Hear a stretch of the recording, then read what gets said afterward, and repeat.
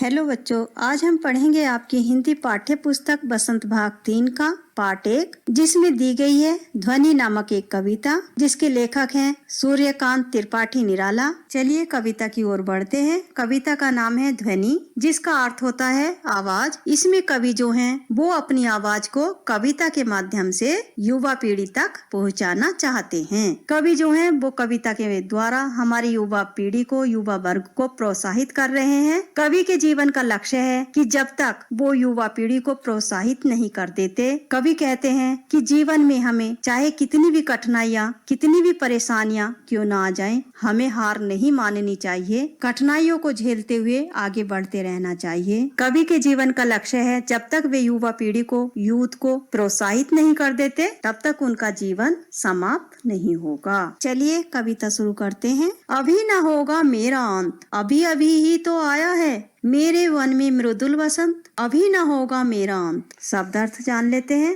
अंत अर्थात समाप्ति, मृदुल का अर्थ है कोमल, बसंत एक ऋतु को कहा जाता है। अर्थ इस तरह से है, अभी ना होगा मेरा अंत। कवि कहते हैं कि मेरा अंत अभी नहीं हो सकता, अभी अभी ही तो आया है मेरे वन में मृदुल बसंत, क्योंकि मेरे वन रूपी जीवन में अभी अभी बसंत आया है। जिस प्रकार बसंत के आने से प्रकृति खिल उठती है, वैसे ही कवि के मन में अभी अभी नई नई आशाएं जगी हैं, नई नई उमंग, नया जोश उत्पन्न हुआ है। कवि कहते हैं कि इसलिए मेरा अंत अभी नहीं होगा, क्योंकि मेरे अंदर अभी अभी नई भावनाएं जागृत हुई हैं। जिस तरह प्रकृति में बसंत के आते ही चारों तरफ हरियाली आ जाती है, अभी न होगा मेरा अंत, इसलिए मेरा अंत अभी नहीं हो सकता।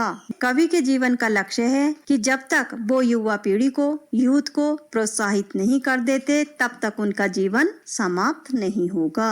जब तक कवि अपने लक्ष्य को पूरा नहीं कर लेते हैं, तब तक उनके जीवन का जो बसंत है वो कभी खत्म नहीं होगा। और उनके जीवन का लक्ष्य क्या है कि युवा पीढ़ी को अपनी कविता के माध्यम से प्रोत्साहित करना। प्रसंग इस तरह से है। प्रस्तुत पद्यांश हमारी हिंदी की पाठ्य पुस्तक बसंत की ध्वनि नामक कविता से अवतरित है। इसके कवि सूर्यकांत त्रिपाठी निराला हैं। कवि आशावादी हैं और वह फूलों कलियों के माध्यम से निद्रा और उदासी को समाप्त कर युवाओं को नए नए कार्यों की ओर आगे बढ़ने की प्रेरणा देते हैं। व्याख्या इस तरह से है। कवि कहते हैं कि मेरे जीवन का अंत अभी नहीं होगा, क्योंकि मेरे वन रूपी जीवन में अभी अभी ही बसंत आया है। जिस तरह बसंत ऋतु के आने पर प्रकृति में सब नया नया हो जाता है और प्रकृति खिल उठती है, उसी तरह से कवि के मन में नई नई आशाएं जगी हैं, नया नया उमंग और जोश उत्पन्न हुआ है। इसलिए कवि कहते हैं कि मेरा अंत अभी नहीं होगा। कवि का मानना है कि जब तक कवि अपना लक्ष्य पूरा नहीं कर लेते, तब तक उनका अंत नहीं हो सकता। अब आगे, हरे हरे ये पात, डालियां कलियां कोमल गात, मैं ही अपना स्वप्न मृदुल कर, फेरूंगा निद्रित कलियों पर, जगह एक प्रत्युष मनोहर। शब्द अर्थ जान लेते हैं। पात कहा जाता है पत्ते, कोमल का अर्थ है नाजुक, गात कहते हैं शरीर को, कर कहते हैं हाथ को, निद्रित सोई हुई, प्रत्युष प्रातःकाल, मनोहर सुंदर, मन को अच्छा लगने वाला। अर्थ इस तरह से है। हरे हरे ये पात, डालियां कलियां कोमल गात। कवि कहते हैं जिस तरह प्रकृति में बसंत के आते ही चारों तरफ हरियाली आ जाती है, चारों तरफ प्रकृति में हरे हरे पत्ते और रंग बिरंगे फूल खिल उठते हैं। डालियां कलियां कोमल गात, नाजुक शरीर लिए हुए डालियां और कलियां अपने सुंदर रूप में खिल उठती हैं। अर्थात इस ऋतु में प्रकृति अपने पूरे सौंदर्य में होती है, वातावरण सुहावना हो जाता है। जिस तरह बसंत ऋतु के आने पर प्रकृति में सब नया नया हो जाता है, उसी तरह कवि कहते हैं कि उनके अंदर एक नई उमंग, नया जोश जगा है। मैं ही अपना स्वप्न मृदुल कर, फेरूंगा निद्रित कलियों पर, जगह एक प्रत्युष मनोहर। लेखक ने जो युवाओं के लिए, युवा वर्ग के लिए एक सुंदर सपना देखा है, लेखक चाहते हैं कि वो उनका सपना साकार हो। लेखक अपना सपना साकार करना चाहते हैं, इसलिए कवि कहते हैं कि मैं अपने सपनों से भरे हुए कोमल हाथों को, अलसाई हुई जो कलियां हैं, जो नींद में सोई हुई हैं, उन पर अपना हाथ फेरूंगा और उन्हें बताऊंगा कि प्रभात हो गया है, उठो, और सुबह के आने का उनको संदेश दूंगा। अर्थात कवि अपनी कविता के माध्यम से उन लोगों को जगाना चाहते हैं जो आलस्य से भरे हुए हैं, थके हुए हैं और अपने जीवन में निराश हो चुके हैं। देखो, उठो, कितनी सुंदर, मनोरम, मन को लुभाने वाली सुंदर सुबह आई है। कवि नई पीढ़ी को समझाना चाहते हैं, बताना चाहते हैं कि वे अपने आलस्य, निराशा और उदासी को त्यागें तथा नए उत्साह और नए जोश के साथ अपने अपने उद्देश्यों की ओर आगे बढ़ें। जागो और आलस्य दूर भगाओ। व्याख्या इस तरह से है, जिस तरह प्रकृति में बसंत के आते ही चारों तरफ हरियाली छा जाती है, चारों तरफ प्रकृति में हरे भरे पत्ते आ जाते हैं और रंग बिरंगे फूल खिल उठते हैं। नाजुक शरीर लिए डालियां व कलियां अपने सुंदर रूप में खिल उठती हैं। अर्थात इसी ऋतु में प्रकृति अपने पूरे सौंदर्य में होती है, वातावरण सुहावना हो जाता है। जिस तरह बसंत ऋतु के आने पर प्रकृति में सब नया नया हो जाता है, उसी तरह कवि कहते हैं कि उसके अंदर एक नई उमंग, नया जोश जगा है। कवि अपने स्वप्न भरे कोमल हाथों को अलसाई हुई कलियों पर फेरते हुए सुबह के आने का संदेश देना चाहते हैं। अर्थात कवि अपनी कविता के माध्यम से उन लोगों को जगाना चाहते हैं जो आलस्य से भरे हुए हैं, जो थके हुए हैं और अपने जीवन से निराश हो चुके हैं। युवा वर्ग से कवि कहते हैं कि देखो, उठो, कितनी सुंदर, मनोरम, मन को लुभाने वाली सुंदर सुबह आई है।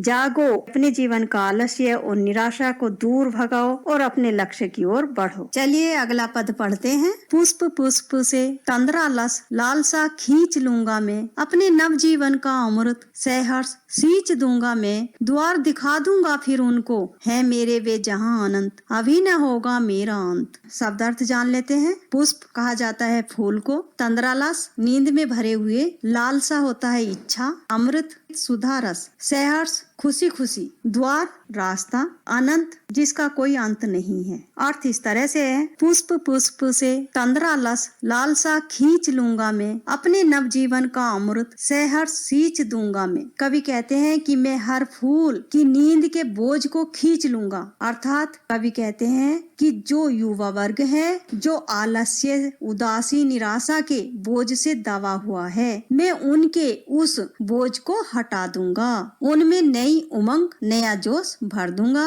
मैं उनके जीवन में खुशियां भर दूंगा, मैं अपने जीवन के सुधा रस से उन्हें सींच कर हरा भरा कर दूंगा। इस तरह मैं उनका संपूर्ण विकास कर दूंगा, मैं उनका जीवन खुशियों से भरपूर कर दूंगा, द्वार दिखा दूंगा फिर उनको, वे है मेरे जहां अनंत, अभी न होगा मेरा अंत। कवि कहते हैं कि जो युवा वर्ग है, मैं उन्हें उनका रास्ता दिखा दूंगा, जिस पर चलकर वो अपने उद्देश्य, अपने लक्ष्य, अपने सपनों को प्राप्त कर सकते हैं। कवि उन्हें अनंत काल तक खिला हुआ देखना चाहते हैं। अभी न होगा मेरा अंत। कवि कहते हैं कि मेरा अंत अभी नहीं होगा। जब तक वे युवा पीढ़ी को प्रोत्साहित नहीं कर देते हैं, जब तक वे अपना लक्ष्य पूरा नहीं कर देते हैं, तब तक उनके जीवन में जो बसंत आया है वो कभी भी खत्म नहीं होगा। प्रसंग इस तरह से है। प्रस्तुत पद्यांश हमारी हिंदी की पाठ्य पुस्तक बसंत की ध्वनि नामक कविता से अवतरित है। इसके कवि सूर्यकांत त्रिपाठी निराला हैं। कवि युवा पीढ़ी का आलस्य और निराशा को दूर करके उन्हें सदा खिले हुए देखना चाहते हैं। व्याख्या इस तरह से है। कवि कहते हैं कि मैं हर फूल की नींद के